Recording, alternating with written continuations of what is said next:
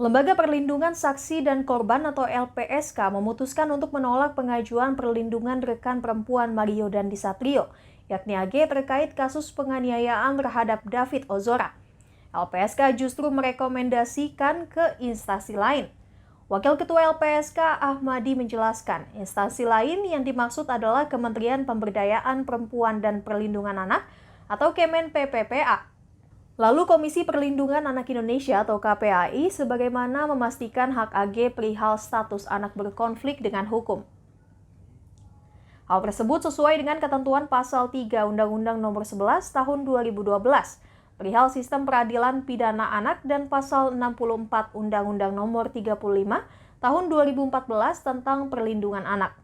Terkait keputusan penolakan tersebut didapatkan usai melakukan penelaahan dari berkas permohonan perlindungan yang sebelumnya diajukan AG.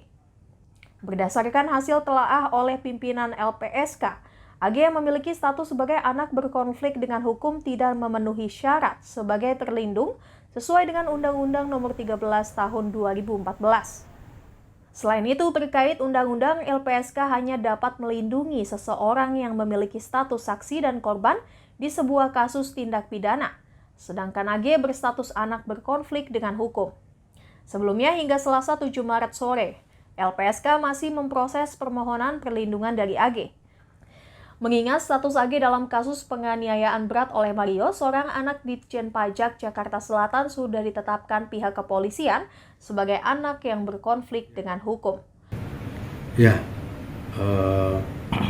memang ada permohonan perlindungan terkait salah satu anak yang berhadapan dengan yang berkonflik dengan hukum kepada LPSK, dan kita tahu.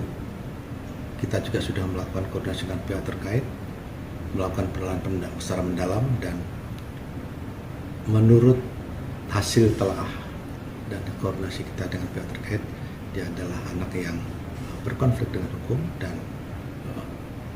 kepada yang bersangkutan LPSK tidak bisa tidak, karena dia tidak memenuhi syarat-syarat perlindungan, maka kita berikan rekomendasi kepada instansi lain yang terkait, terutama dan dalam hal ini adalah KPPAI, untuk melakukan langkah-langkah memastikan untuk mendampingi si anak yang berhadapan hukum ini dalam proses peradilannya sesuai ketentuan yang berlaku, dan memastikan terpenuhinya hak-hak anak. Itu yang paling penting. Umur tuh apa aja sih selain itu? Ya, kan ada syarat-syarat juga ya. Perlindungan itu ada syarat-syarat perlindungan. Ya.